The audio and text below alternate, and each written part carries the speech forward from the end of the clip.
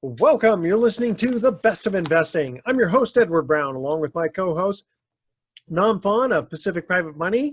Mark Hanf is off today, and Patty Cohen of Compass Realty. Our phone number is... Hi, Patty. Our phone number is 888-912-1190. Use that number to answer the trivia questions for a 5-pack dating certificate given away during this show. And that certificate's not sponsored by the radio station, but by Tan Bella Tanning Salon, with 2 locations in San Francisco and 1 in Marin. And today's trivia theme is movies. We know you guys like movies, especially since we haven't been able to go out to the movies. Oh, man. Actually, aren't drive-in movies kind of coming back now? Yeah. Did you know? Can I tell you what the top grossing movie was? I think it was last month, one weekend. The top grossing movie. Do you want to guess? No idea. Gone with the Wind. Jurassic Park. Oh, wow. Because it was the most widely shown movie at the drive-ins across the country, and so it took the top billing 30 years later or whatever. Is that amazing. No, hasn't 30 years, has it? No, not quite. think But anyway, it's close enough. All right, Patty, what do you got for us? What's going on in real estate? Well, it is certifiably the fastest moving market in history. If you look at the actual statistics of how fast days on the market, this is it. I've never been so busy, and I love it. Yeah. It's a great time to be a seller. But that being said, it's crazy. A lot of things have been impacted by the pandemic. So for example, what is busy? How do you define it? How do we compare it from last year? Here's a couple of examples. Regarding, this is on track for closings in August 2020 compared to 19. And when I say on track, you pretty much know what's going to close. So for example, the lowest that's off track is Silicon Valley, 22% down. The highest is Sonoma Valley, 62% higher than last year. Well, everybody's moving out of the city and out of the busy areas when they realize they can work from home, and they're going to the suburbs. Yeah. Exactly. And the city itself is 1% up. And you sort of wonder why. Yeah. Well, because people are selling their houses. Somebody's buying them. Let's look at those numbers in 6 months. But people are they're moving out. And so, for example, Marin County is 14% up. Napa's up 14. Yeah. Now get ready again, because with the fires in Sonoma and Napa, it's horrible. That changes things too. You get a lot more people that are displaced, and they start buying homes in the flats, or they need something. Mm-hmm. They're victims. They're fire victims. Their house burned down. Yeah. So that's going to happen. Yeah. Where do you move to? Let's move to Sonoma. Oh, there's fires. Let's move to the coast. There's flooding, climate change. No, that's crazy. I know. Wow. That's ridiculous. No, we're seeing it here too. We're seeing, loan demand on purchase loans, with our bridge loan especially. It's picked up since mid-July or even early July. It's picked up so much, and we have so many people who are actually coming to us proactively, borrowers who are hearing about our bridge loan or referral, real estate agents are saying, hey, listen, I need to get pre-approved before I even start looking for a property, because I want to go in with my best foot forward. I have a home to sell, and I need to make this offer non-contingent. So, non-contingent meaning, without some sale contingency, because I'm competing against, now 10 other buyers. Yeah. And many are all cash or have no sale contingency, can close quickly. By the way, my house is already packed up. My moving van's right outside the seller's house, and I'm ready to move in tomorrow. Yeah. But I don't know what kind of strategies work for trying to win in this environment if you don't have all cash, or you're not willing to go over. Okay, so that's going to be our email question for Patty in the next segment. Yeah. Where it's going to be with the market heating up, what can I do to get ahead of my competition for buying? And so we'll answer that in the next segment. Let's see, before we cut to a break, also Nam's email question that comes in that he'll answer also next time is, how can your new fund, this is the one that was announced, I think it was last week, called the Pacific Southwest Note Fund. How you mentioned, how can you afford to pay a preferred return of 9%? So the Pacific Private Money has a new fund out that's paying a preferred return of 9% with a target yield of 12+%. So you're not going to want to miss the next segment. All right, we are going to cut to our first commercial break here. What was the name of the movie starring Dwayne "The Rock" Johnson, where the fish he was dealing with made Jaws look like a guppy? All right, call 888-912-1190. The first caller with the correct answer is going to win that tanning certificate. That's our trivia question, is the name of the movie starring Dwayne "The Rock" Johnson, where the fish he was dealing with made Jaws, i.e. the movie Jaws, look like a guppy. All right. And then let's see. We got time to mention this too. Half Moon Bay Kayak Company. Discover the world of sea kayaking, paddle boarding, and biking in Half Moon Bay. They have single and double kayaks, wide variety of stand-up paddle boards, and many different bikes to suit your needs, which you can use to bike the famous Half Moon Bay Coastal Trail. Call them at 650-773-6101 or go to hmbkayak.com for more details. Don't touch that dial. The Best of Investing will be right back. Welcome back to the Best of Investing. Again, I'm Edward Brown, your host, along with Nam Phan and Patty Coe. And our first trivia question was, what was the name of the movie starring Dwayne "The Rock" Johnson, where the fish he was dealing with made Jaws look like a guppy? Moana. Moana. He looked like Moana. Yeah, no. Megalodon. Megalodon. Yeah, Now that was a hit. Yeah, that was a huge fish. It wasn't a bad movie. All right, let's see here. Patty, an email comes in for you that says, with the market heating up, what can I do to get ahead of the competition for buying? It's a great question, and heating up is an understatement. Yeah. It's sizzling red hot, and honestly, like Pacific Private Money is more than ever a good resource for people, because in general, in a lukewarm market, sellers are not going to take a contingency sale. But now you're dealing with people that have cash that will remove their contingencies, that will close in 10 days. So that's your competition. And people will write a little love note, but it only goes so far. Yeah. And Right. so, if you can get a loan, some people are still have a loan and they don't have a house to sell, but they have a loan contingency. A lot of people are not even bringing in a loan contingency. They're still getting a loan, but they're not making it contingent. So there's that. They're not having, and these days, 90% of the time we get inspections up front. So often buyers have zero contingencies. They are so dead into it. Do we recommend that? Not necessarily, because there's things that come up. But again, if something does come up that's a material fact, you have 3 days from learning that fact to back out.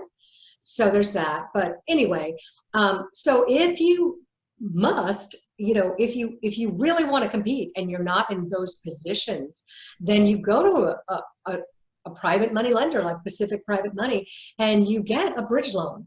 And if you want that house, of course, what do? Number one, it's price. So, you don't make an under asking offer when there's multiple offers and have no contingencies, because you're competing with people that are in that same game that went up.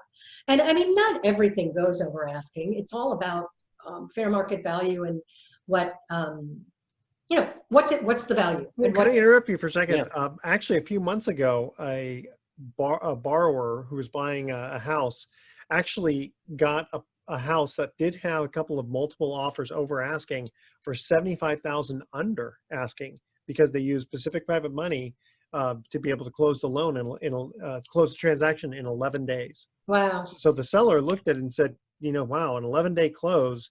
All right, I'm willing to take $75,000 less off of $2 million house.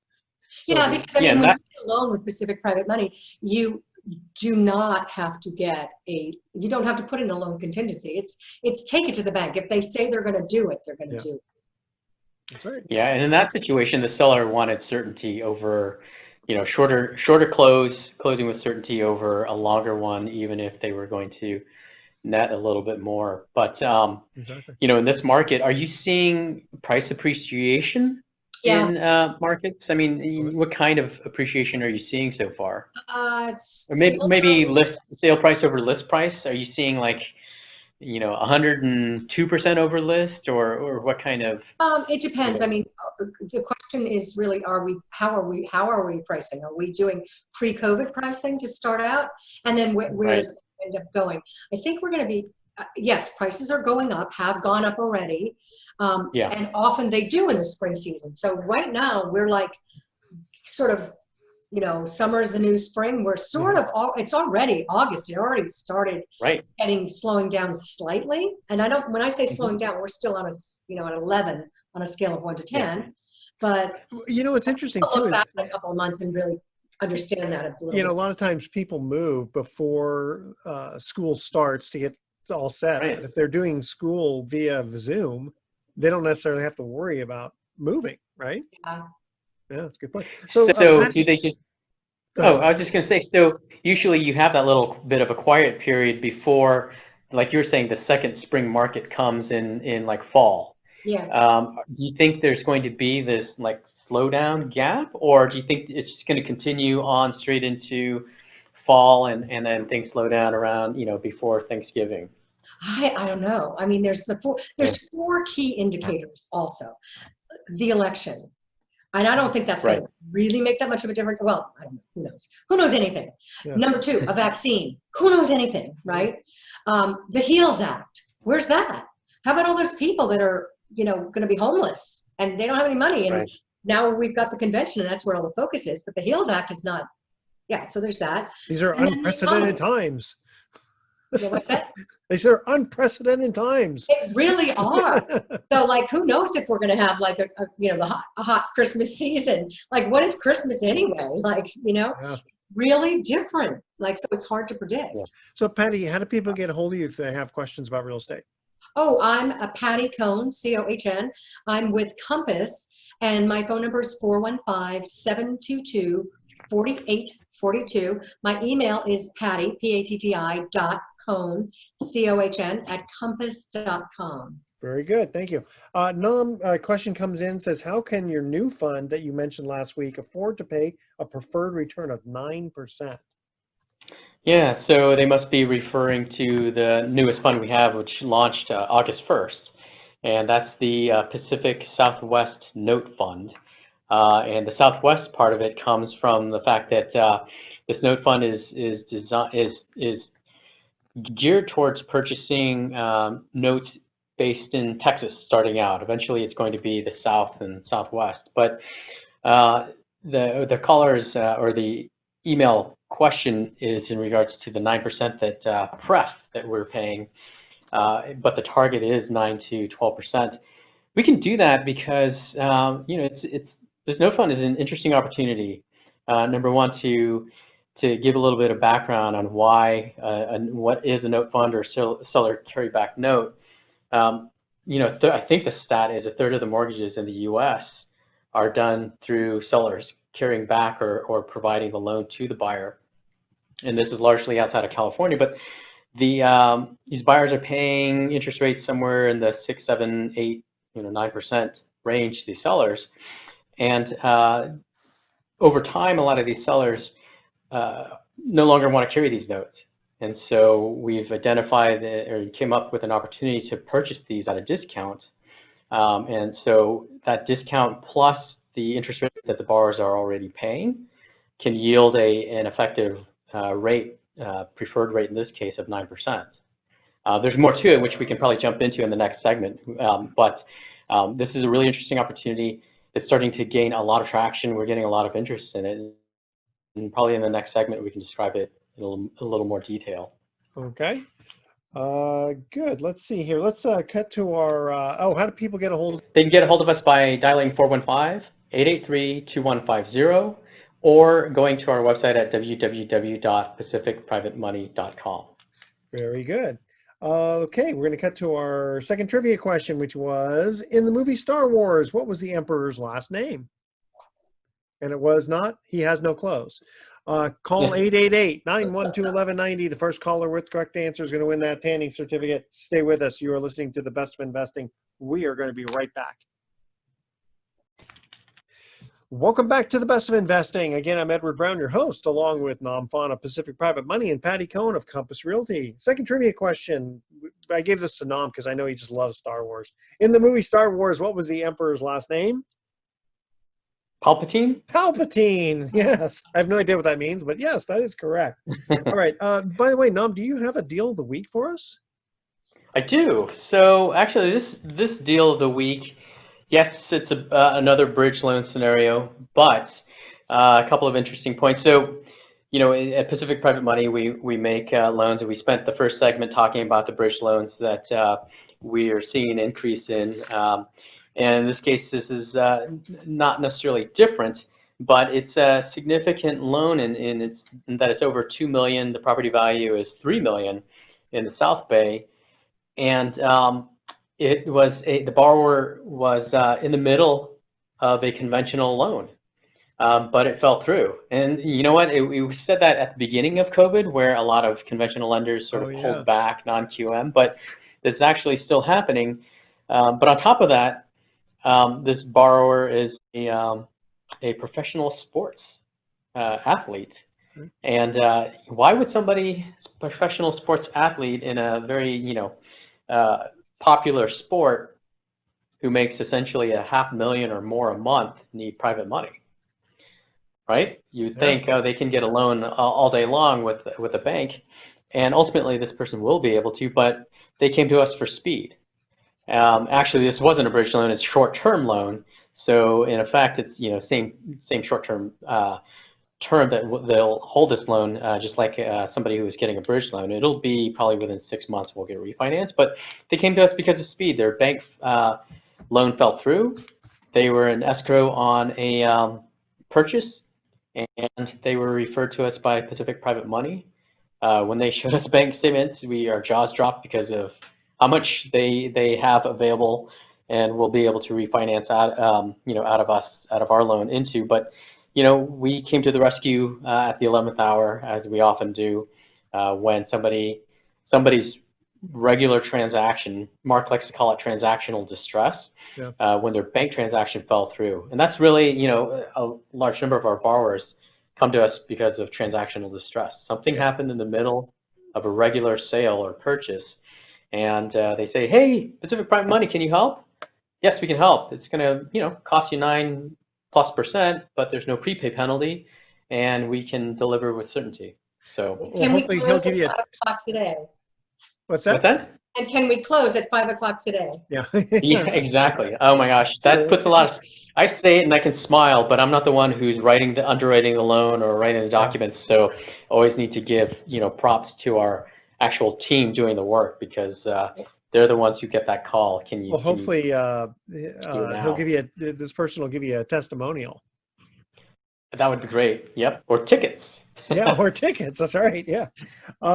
Patty, there's some new rules going on. SB 1410, 1410. Yeah. Well, what is that about? Well, there's so much going on, and that's the other part about where we're going to be at with the economy, because we were talking about, you know, all the deals, like let's say the 5 deals I have right now. Where are they going? Where are they going, and who's coming in? So I'm referring to the eviction moratorium. How is that currently affecting the market? How will it affect the market? I do believe to some extent we're insulated in the Bay Area. So when I heard that 43% of the people struggling make the most, make less than $40,000 a year, it doesn't affect the Bay Area that much. But think about this. There's an eviction moratorium, meaning that and then we go back to the HEALS Act, like how are those people going to be helped? But if, I've got a client now who at one point owned 8 properties, and he said, I am selling as many as I possibly can because I don't want someone sitting in my house for 12 months to 18 months, not paying rent with me and there's nothing I can do about it. So there's that. And at the same time, we still have people jumping in and, so how is that going to affect the market? Will it affect the market? Part of it is the HEALS Act. How are people going to be compensated? But there is an eviction moratorium that has been extended until, I think, September 15th. And then there's SB 1410 that people need to find out more about. And how are things being affected now? Right now, we're not that affected in the Bay Area. There's no one I talk to that say, I have a vacancy and they're not paying, except one person. And I think that more people need to know about this, because the person that said, oh, that just applies to commercial properties, doesn't it? He called for my advice, and I'm like, no, it applies to every landlord. Yeah. So, it's not like landlords are the big bad guys that, Mr. Moneybags. They're mom and pops that are relying on that rental income of their one property to live on or to retire on. So it's a mess. But right now, but I think it's mostly going to be in states like this. What I read, that states like Florida, Nevada, and a couple of other southern states are going to, and Texas, I believe too, also are going to be the most affected.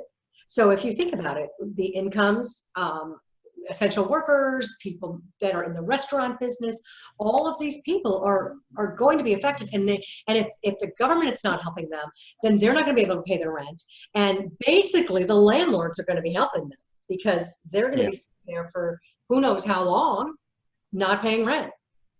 Yeah. So that's. I was just going to say regarding that, I think it was SB 1410. A few things I've heard about it is that it is a bill that's trying to address both sides, both tenants and landlords, so that, on the tenant side, there would be, an eviction moratorium of, a certain number of months. It might be 12 months. And on the landlord side, they potentially could get tax credits that they could redeem equal to the amount that they, didn't collect in rent. So, but I think the question is when they could start redeeming the credits.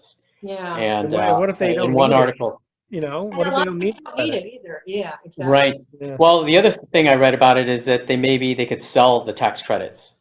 Oh. But they would have to sell them at a, but they, who would buy them at par? Maybe they sell them at a discount. So yeah, exactly. That's nothing like cash money. Cash money. Yeah. We're going to cut to our next commercial break here. Third trivia question is, and it's another Star Wars question just for Nam. Who was the first character to speak in the movie Star Wars? All right. Call 888-912-1190. The first caller with the correct answer is going to win that tanning certificate.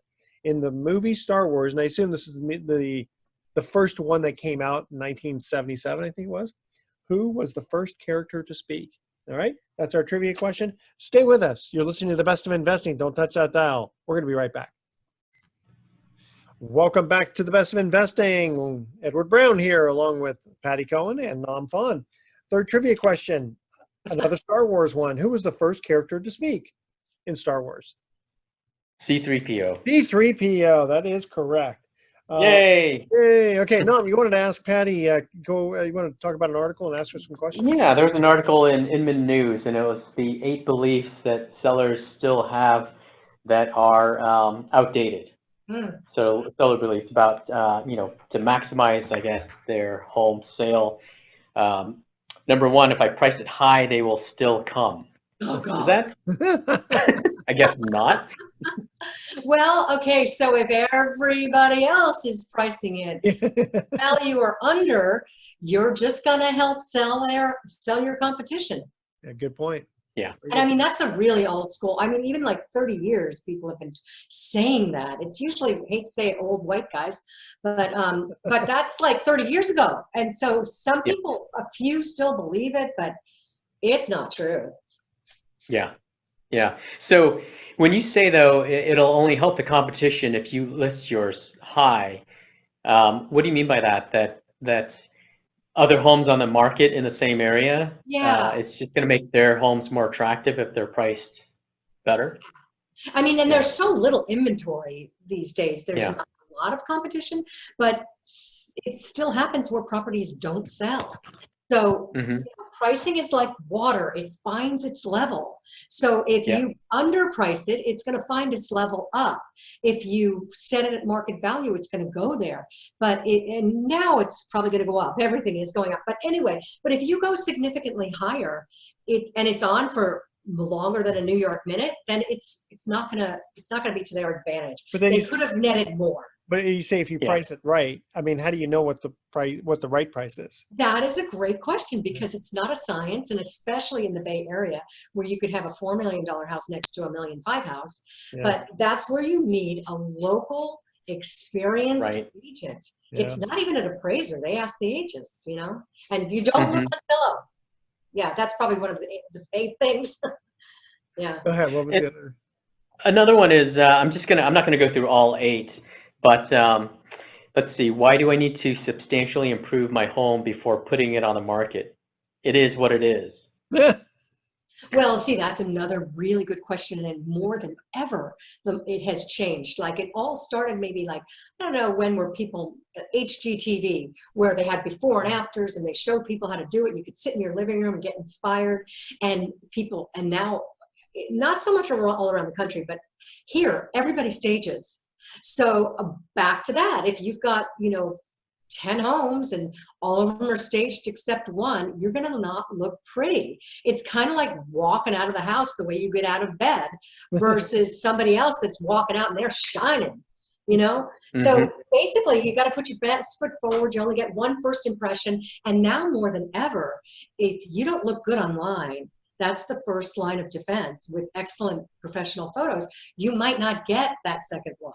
So And let it's- me pop in here because it's so funny how years ago and up until last year, it's always been kitchens and bathrooms. That's the best money spent. Don't invest in a pool.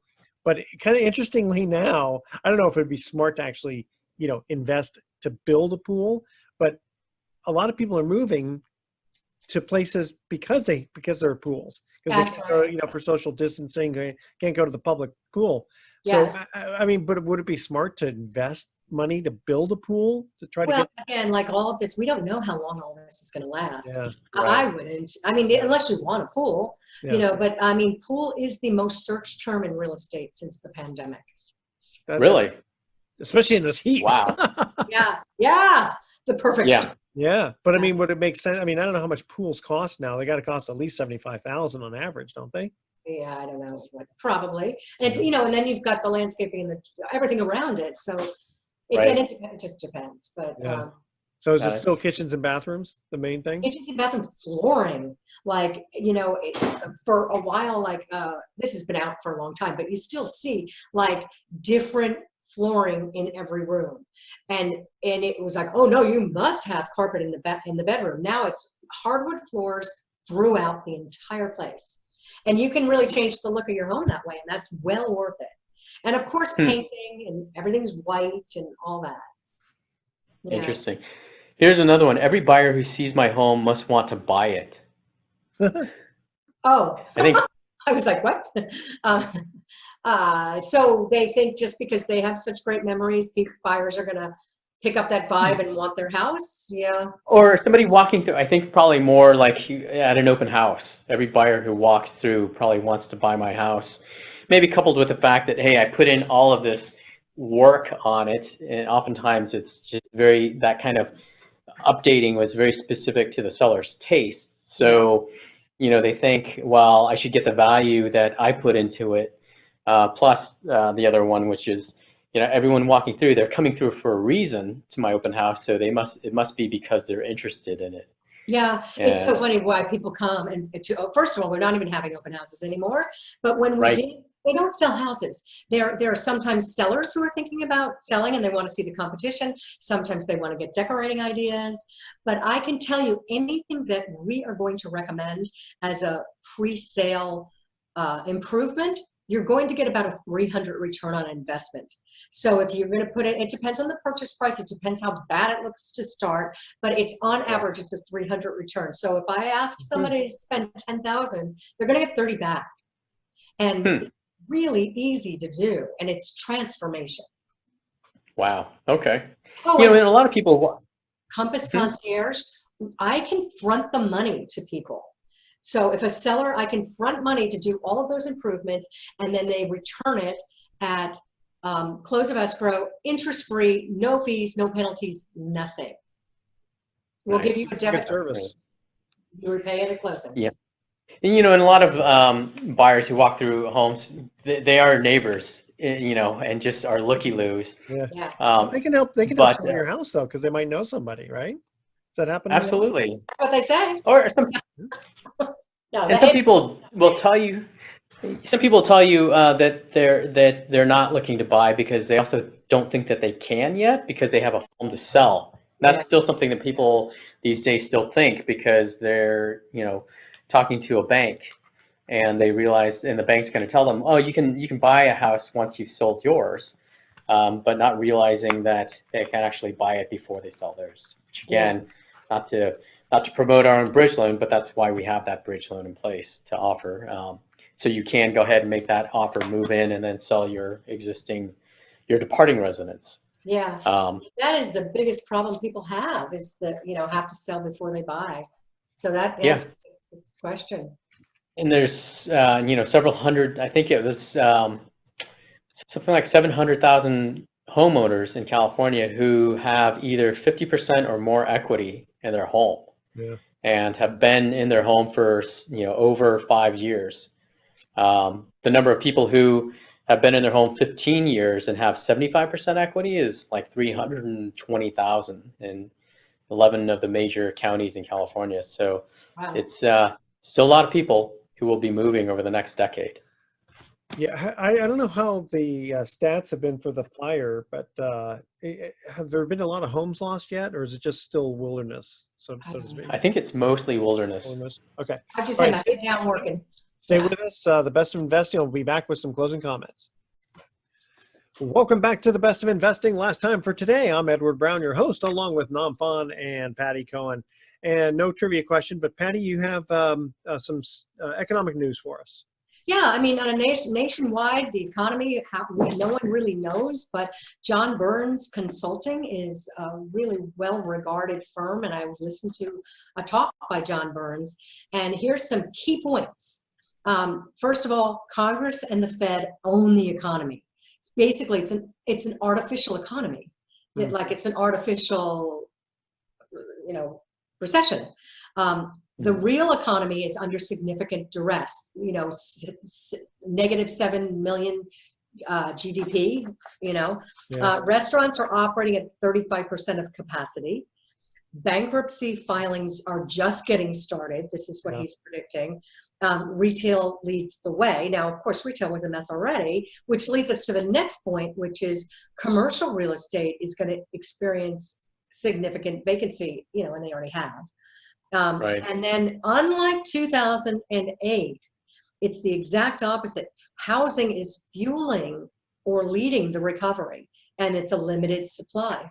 So it's not anything we don't already know, but when you put all those facts together, you realize, you know, it's a little bit artificial. We don't know where it's going to go. And there's the four key pillars. What's going to happen there? Some interesting times ahead, that's for sure. School's starting back up, but everyone's going to school remotely, and teachers and students alike, and elections coming up. Geez, this latter half of the year, anyone want to try and make predictions? Nope. No. I mean. Yeah. No. Hey, I want to mention that we do have another fund information session coming up. That's September 10th, so just around the corner. And this one, you know, we've up till now, most of our fund information sessions have focused on the Pacific Private Money Fund, but this one will give equal billing to all the different ways investors can invest with through Pacific Private Money Inc. And there's 5 ways, 4 funds, and you know, one through individual trust deeds. So we'll go into detail on each one. We will give each one sort of equal billing. It's exciting times. We have so many investors calling and asking how they can invest, and each one has different appeals. So you're going to want to attend to the seminar. It's going to be, again, a web event, and it's going to be September 10th. We'll have it up on our website soon under events. You'll be able to register and learn all the different ways, probably starting with our foundational fund, the Pacific Private Money Fund, and then we'll go into the subsequent new funds that we've launched since April. How do people register? Yeah, they can call us, 415-883-2150, or they can go to our website, www.pacificprivatemoney.com, and go to the events page. Okay. And they can, actually on the invest page, they can learn quite a bit about it. But you know what? These sessions are so informative because we have a lot of sophisticated investors who attend these, and they always ask really good questions. So if you want to learn a lot, stick around for the investor questions. And Patty, how do people get a hold of you if they're interested in like that concierge service you were mentioning? Yeah, I'm with Compass. I'm Patty Cohn at 415-722-4842, and email Patty, P-A-T-T-I, .Cohn, C-O-H-N, @compass.com. All right, we're going to cut out. Here's our thoughts for the day. We got a few of them this time. Ever wonder whose a cruel idea it was for the word lisp to have an S in it? Not very nice. And I'm feeling pretty proud of myself. The Sesame Street puzzle I bought said 3 to 5 years. It only took me 18 months to finish it. And I have a new T-shirt for when I'm riding my motorcycle, and it says, if you can read this, my passenger fell off. Oh, no. That's funny. I like that You one. know what? It's only funny until someone gets hurt, and then Well, it's that is true. Yeah, Edward. We're supposed to. Edward, shame on you for saying that one.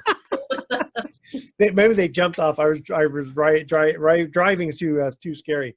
All right, tune in next week to The Best of Investing. We're going to be giving away more free prizes for answering trivia questions and adding some levity here. Thanks for listening. On behalf of our team, I'm Edward Brown, wishing you the best of investing. So long.